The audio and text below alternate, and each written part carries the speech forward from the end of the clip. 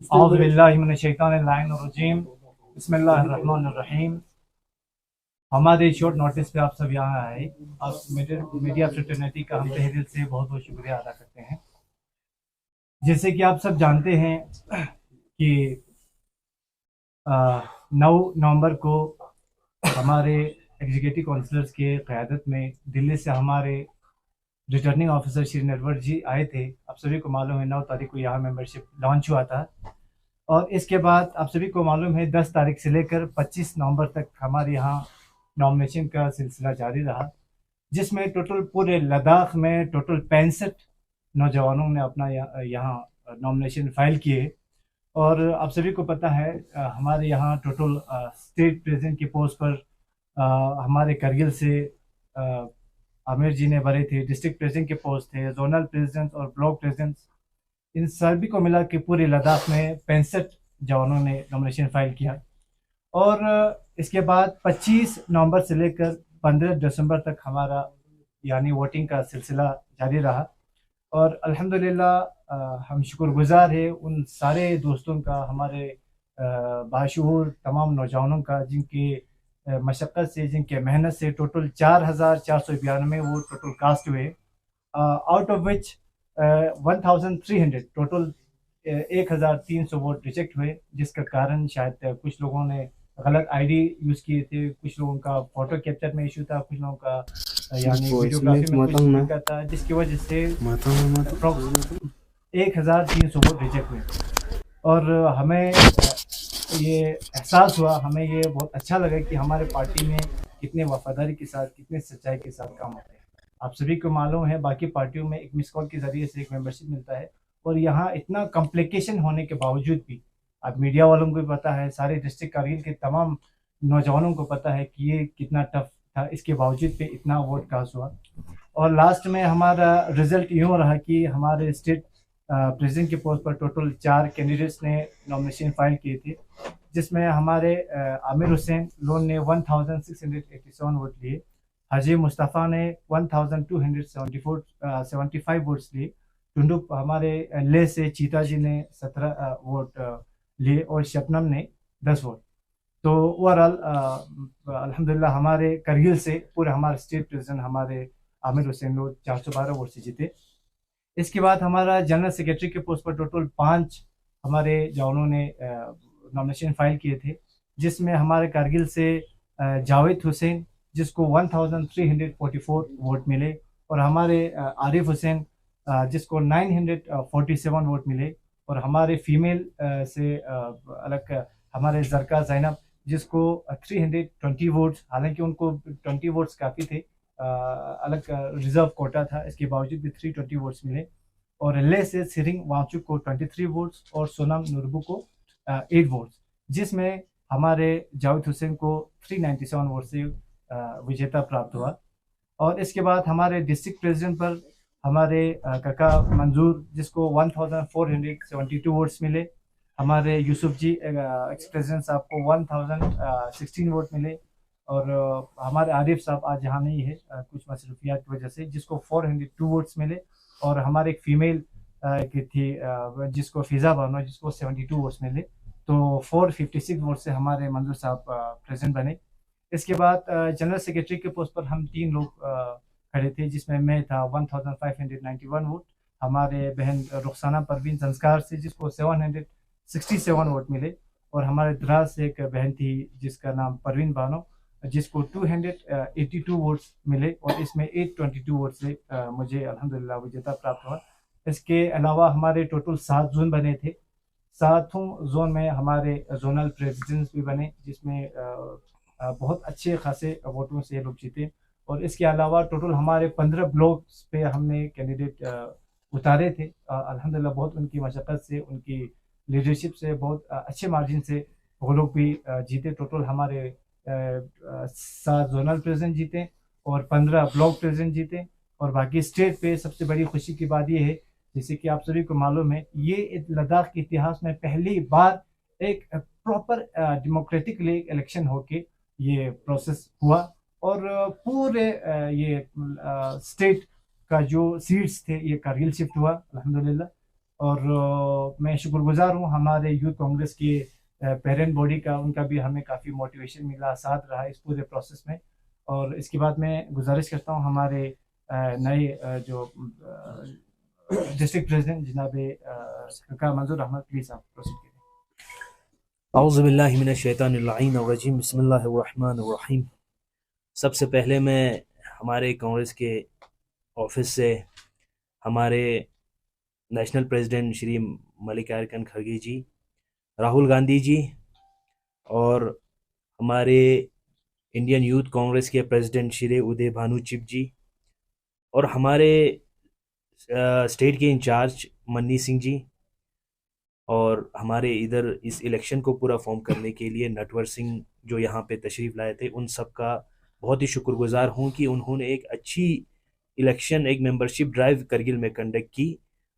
करगिल में नहीं, पूरे लद्दाख के लेवल पे उन्होंने ये मेंबरशिप ड्राइव की, जिसमें बहुत अच्छे तरीके से बहुत सारे हमारे यूथ्स ने पार्टिसिपेट करके हम लोगों को इस मकाम पे लाया और इस मकाम पे हमें जिता के हमारे पोजीशंस हमको दी। इसके लिए मैं सबसे पहले उन सब का शुक्रिया और बिलखुसूस मेरे करगिल के हर उस अजीज़ का, उन जवान का जिन्होंने हम पे ये भरोसा किया और जिन्होंने हमारे लिए घर घर जाके अपने मसरूफियात में से वक़्त निकाल के हम लोगों के लिए वोटिंग्स कराए, मेंबरशिप कराए। उसके लिए मैं तहे दिल से जंस्कार से लेके मटाइन तक और यहाँ से बटालिक और हमारे शकर चिकतन और तमाम हमारे ले के जितने भी जो जवान हैं, उन सब को बहुत ही शुक्रगुजार हूँ और उन सब का बहुत ही तहे दिल से उनसे उनको शुक्रिया अदा करता हूँ कि उन्होंने इतनी मेहनत हमारे लिए की। और ज़्यादा वक़्त मैं आप लोगों को नहीं लेना चाहता हूँ, तो क्योंकि वक़्त बहुत ही कम है। हमें बहुत ही अच्छा लगा कि आप लोगों को, जैसे कि खादिम साहब ने बताया, कि ये इलेक्शन प्रोसेस जो है ये खाली एक मिस कॉल के ज़रिए नहीं बल्कि एक अच्छे से प्रोसेस करके, तो इससे हमें ये पता चलता है कि कांग्रेस पार्टी का जो है कितना अच्छा एक स्टेप लिया कि वो अपने यूथ्स को और आने वाले जनरेशन जो पॉलिटिक्स करेंगे, चाहे लद्दाख के लेवल पे हो, स्टेट के लेवल पे हो, नेशनल लेवल पे हो, तो उनको एक टेस्ट करने के लिए कि कितना उनमें कैलिबर है, कितने वो चल सकते हैं पार्टी के लिए और कितना अपने लिए भी घर घर जाके अपने लिए वोट बटोर सकते हैं, कांग्रेस के आइडियाज को पहुंचा सकते हैं। तो इसके लिए जो प्लेटफॉर्म कांग्रेस ने दी, इसके लिए जो प्लेटफॉर्म इंडियन यूथ कांग्रेस ने तैयार करके दी, तो उसके लिए मैं पूरे इंडियन कांग्रेस यूथ कांग्रेस की टीम को बहुत ही थैंकफुल करता हूं कि उन्होंने हमें ये मौका दिया और हमें प्रूव करने का मौका दिया। और तमाम करगिल के जवानों को भी और तमाम लद्दाख के उन सब यूथ्स को भी बहुत ही शुक्रगुजार हूँ कि उन्होंने इस प्रोसेस में पार्ट लिया, क्योंकि बहुत एक टाइम प्रोसेस का आप लोगों को पता है, जिसने वोट किया होगा उसमें वीडियो का फेस ये करने का तो बहुत एक लंबा एक प्रोसेस था।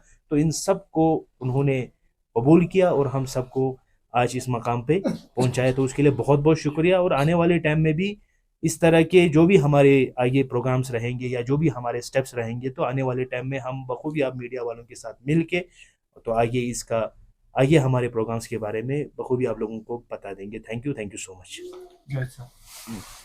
औज़ुबिल्लाहिमिनश्शैतानिर्रजीम बिस्मिल्लाहिर्रहमानिर्रहीम। मैं करगिल के तमाम जवानों को जिन्होंने हमें वोट दिया, पूरे लद्दाख मटैन से लेके चंगथा तक, ज़ास्कार से लेके नुब्रा तक, जिन्हें लोगों ने हमको वोट दिया, हमारे ऊपर भरोसा करके हमको वोट दिया, उन सब का मैं बहुत ही शुक्रगुजार हूँ। और हमारे इंडियन नेशनल कांग्रेस के प्रेसिडेंट श्री मल्लिकार्जुन खड़गे जी, बाकी तमाम मेंबर्स का भी बहुत शुक्रगुजार हूँ कि उन्होंने हमें ये मौका दिया कि हम इस इधर इलेक्शन लड़े और मौका दिया कि हमें आगे कुछ करने का हमको मौका दिया। इसलिए मैं तमाम लोगों का जिन्होंने हमारे ऊपर भरोसा करके हमको वोट दिया, उनको बहुत शुक्रिया कहना चाहता हूँ। और उन जिस उम्मीद से, जिस भरोसे से उन लोगों ने हमको वोट दिया, हमें उम्मीद है कि हम उन तमाम जवानों के उम्मीदों पे खरा उतारने की कोशिश करूँगा। बाकी तमाम लोगों का शुक्रिया, आप लोगों का भी बहुत बहुत शुक्रिया। अस्सलाम वालेकुम वरहमतुल्लाह।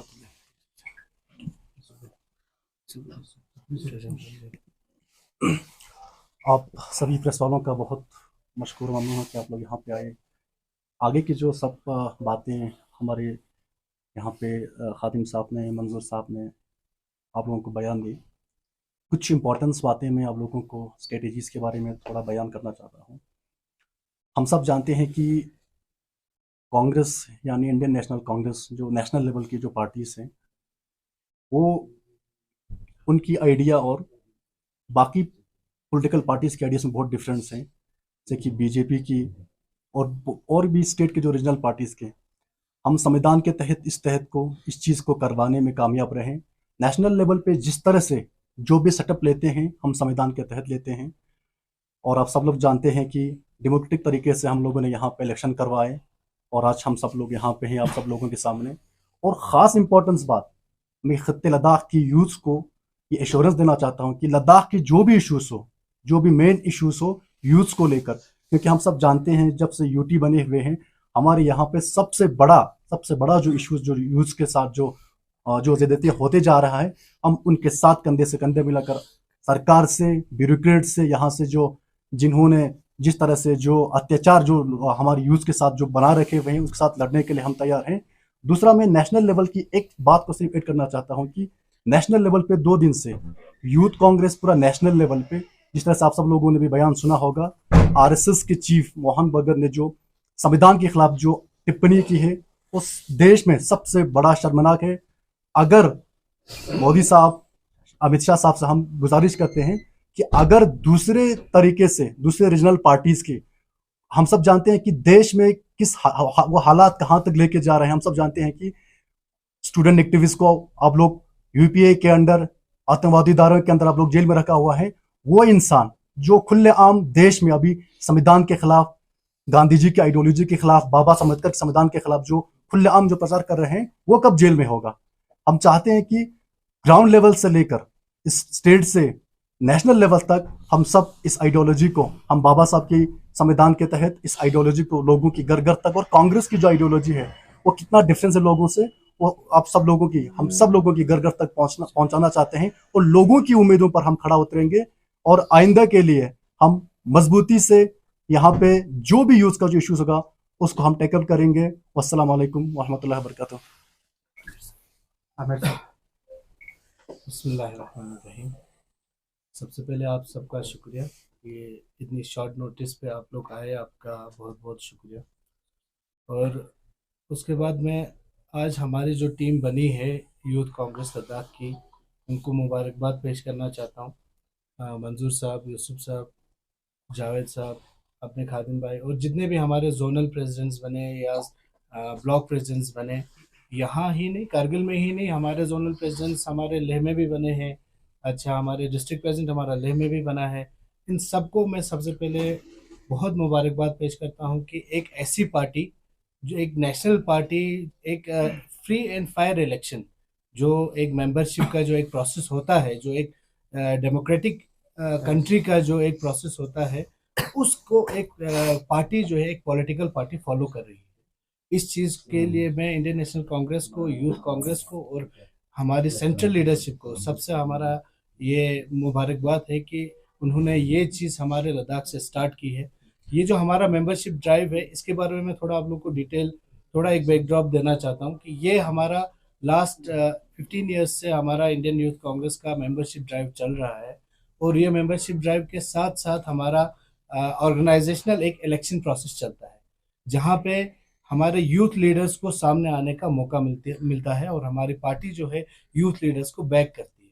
इसका ये है कि जैसे एक हमारी नेशनल पार्टी है, जो रूलिंग पार्टी है, वो हमारे ऊपर हमेशा, कांग्रेस के ऊपर हमेशा एक क्वेश्चन करते रहती है कि ये एक खानदानी पार्टी है जहाँ पे एक खानदानी राज चलता है। तो ये सबसे बड़ा एग्जाम्पल है जो आज के यूथ को और आज के लोगों को दिखाने का कि भाई ये किसी की खानदानी पार्टी है नहीं। यहाँ पे आप यूथ आओ, जैसे भी आओ, आप अपने दम पे आइए और सामने आइए और सामने आके अपनी बात रखिए, अपने यूथ का। हम जैसे यूथ जो हम उसी सिस्टम से आ रहे हैं जो सिस्टम आज गवर्नमेंट हमारे ऊपर थोप रही है।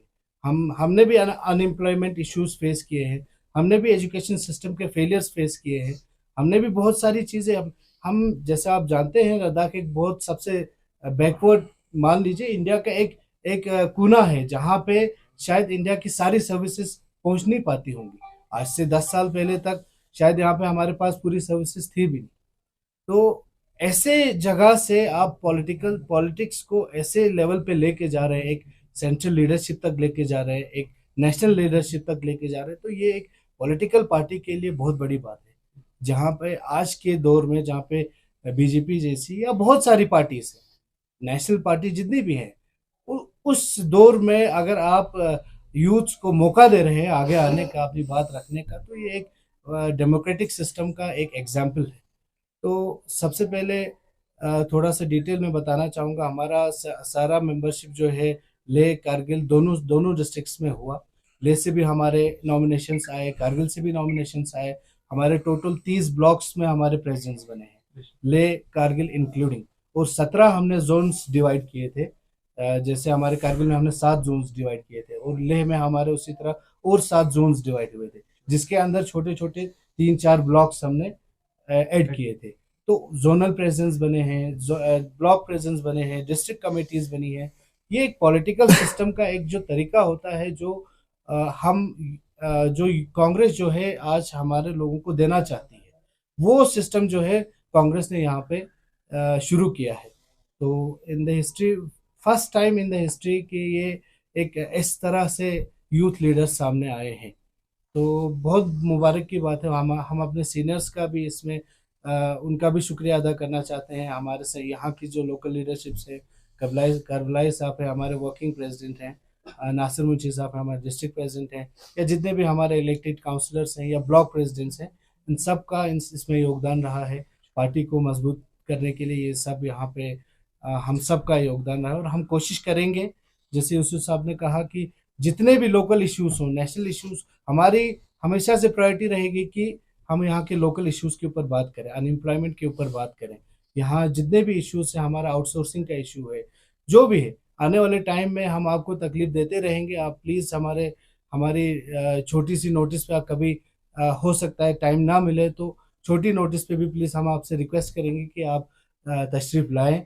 तो बहुत बहुत शुक्रिया आप सबका, शुक्रिया सर। तो पूरे ओवरऑल इलेक्शन की अगर हम बात करें, प्रोसेस में हमें फीमेल पार्टिसिपेशन जो है जी कम देखने को मिला। जिन्होंने पार्टिसिपेट की थी, शायद मुझे लगता है कोई सीट उन्होंने जीत नहीं पाई। और दूसरी तरफ फतेह लद्दाख में एक आवाज़ हमेशा ये रहा है कि रिजर्वेशन के हवाले से अगर हम बात करें, 25 से 35% तक वुमेन रिजर्वेशन की काफ़ी बात होती। तो आपको लगता नहीं सर कहीं ना कहीं क्या कुछ कहोगे आप इस इशू को?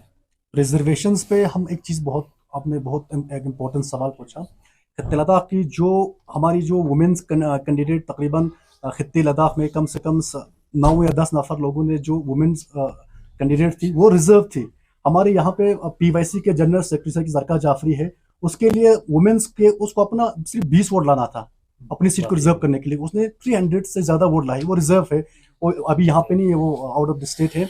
जिस तरह से डिस्ट्रिक्ट में हमारी जो 2 और लड़की है, परवीन और एक और लड़की है, उनका भी वही वो 20 वोट लाना था, वो भी 200 वोट से लीड कर चुके। तो उनका सीट जो वुमेन्स के लिए पार्टी ने हमेशा जो सीट है वो रिजर्व रखे हुए थे कि वुमेन्स को इसमें पार्टिसिपेट करना है, उसको उनके लिए वो सीट जो था वो रिजर्व था।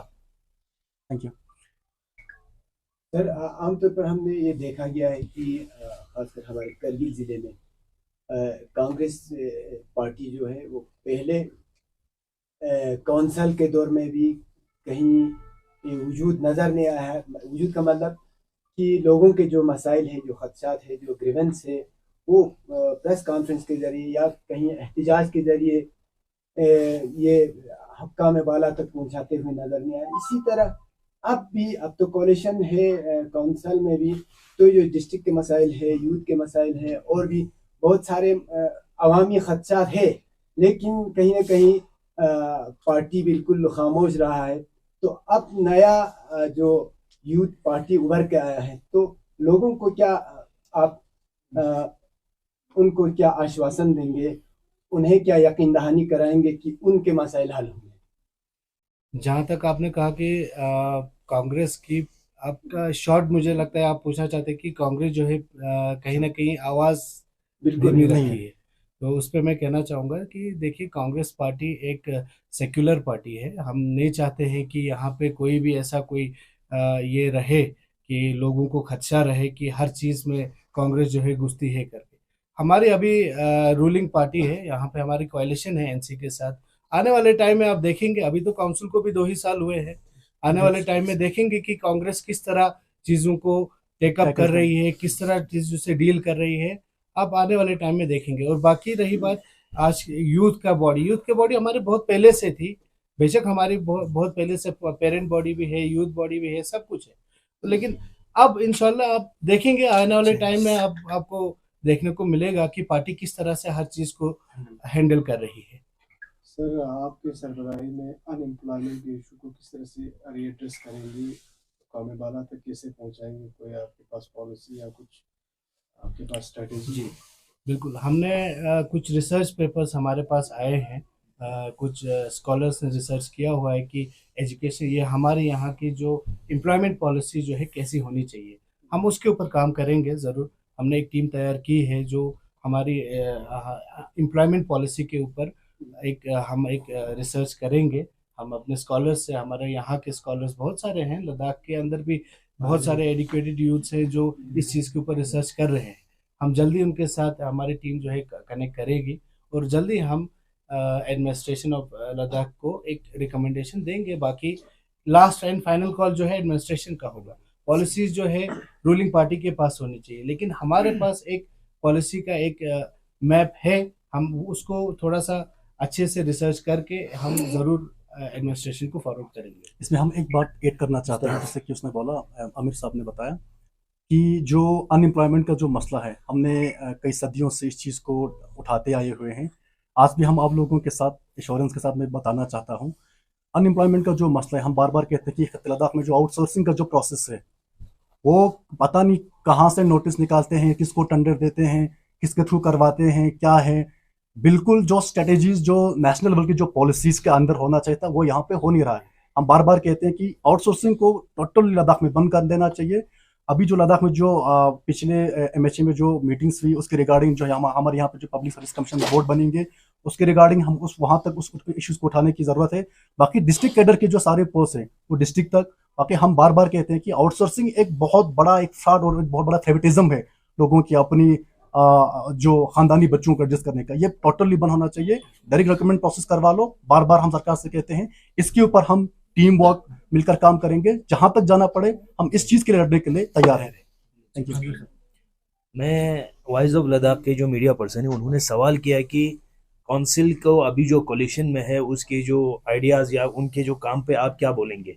बेशक आपको पता होगा कि इंडियन यूथ कांग्रेस जो है वो राहुल गांधी जी का एक सपना था कि एक यूथ की आवाज़ उभर के आए, और वो हमेशा आपने देखा होगा हिस्ट्री में भी, जब कांग्रेस में राहुल गांधी खुद थे, कांग्रेस के सरकार होने के बावजूद कुछ डेलीगेशंस पे या कुछ लॉस पे उन्होंने ही ऑब्लिगेशंस या ऑब्जेक्शंस किए थे।